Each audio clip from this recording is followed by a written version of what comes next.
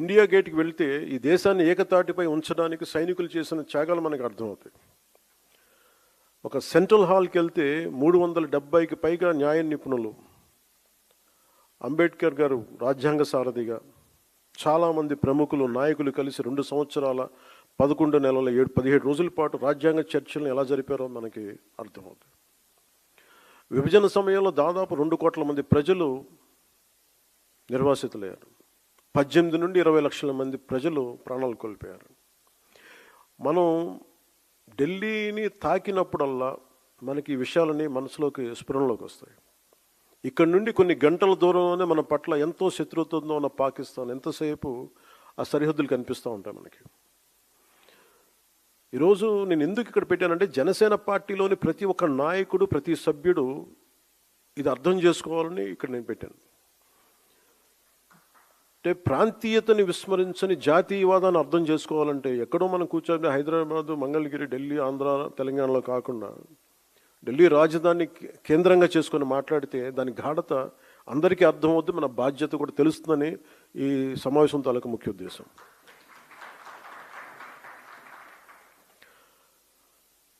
జాతీయ సమగ్రత, దేశభక్తి అనేది జనసేనకి చాలా కీలకమైన అంశం కావాలి మనందరికీ.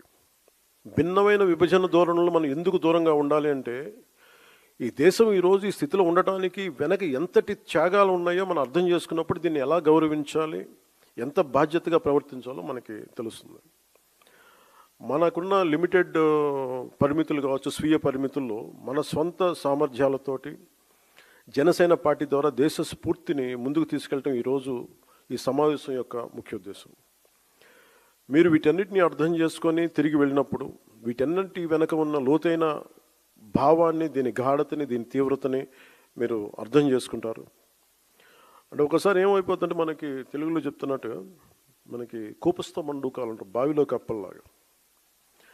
మన నేల మీదే కూర్చొని మాట్లాడి మన పరిమితులతో ఉండే, అంటే మన గీసుకున్న గీతల మధ్య మాట్లాడితే దేశం తాలూకు సారూప్యత కానీ, దేశం తాలూకు విశిష్టత కానీ మనకు అర్థం కాదు. అందుకని మన స్వంత సరిహద్దులకి, మనం గీసుకున్న సరిహద్దులకి పరిమితం కాకుండా విశాల ప్రపంచాన్ని చూడటానికి ఈ రోజున ఢిల్లీ రాజధాని మనకు ఒక పెద్ద వేదికని ఇచ్చింది.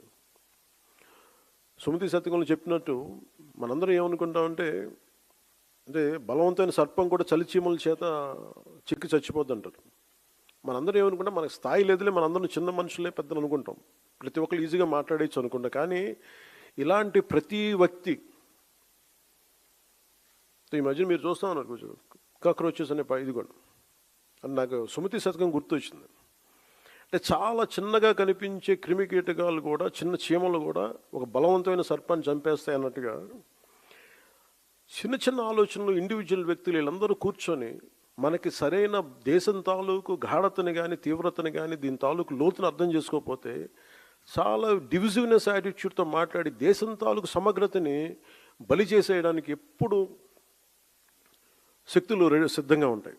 అలాంటి ఆలోచన ప్రవాహంలో మనం చిక్కుకోకూడదు అన్న భావన తెలియజెప్పడానికి ఈ ఢిల్లీని వేదికగా పెట్టాం. అయితే చాలా కోట్ల మంది చిన్న చిన్న ఆలోచనల వ్యక్తులు కూడా కలిస్తే అది మంచి కావచ్చు, చెడు కావచ్చు, చాలా బలమైన ప్రభావాన్ని సృష్టించగలరు.